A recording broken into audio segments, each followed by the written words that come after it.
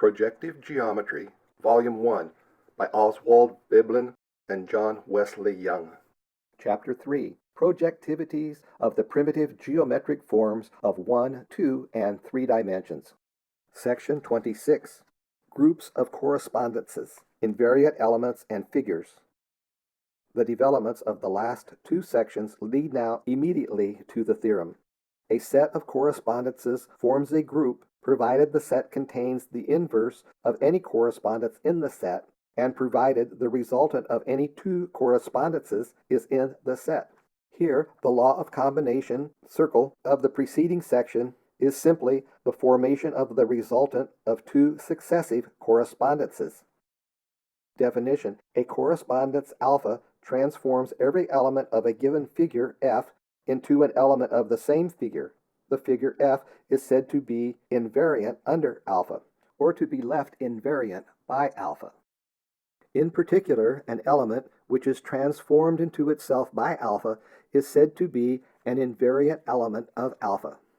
The latter is also sometimes called a double element or a fixed element, point, line, plane, etc. Footnote, i.e., A times B and B times A are not necessarily identical.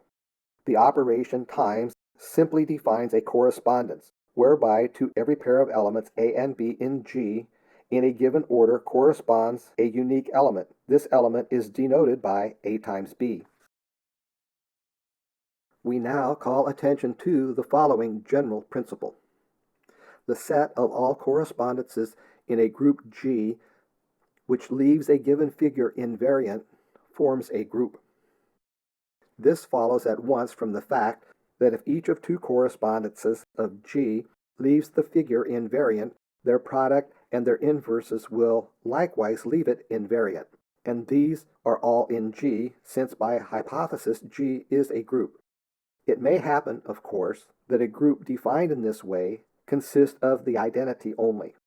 These notions are illustrated in the following section. Projective Geometry, Volume 1. This book was written by Oswald Veblen and John Wesley Young. It was published by Blaisdell Publishing Company, London, 1910, and is now in the public domain.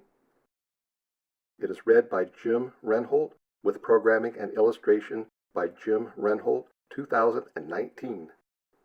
Thank you for listening.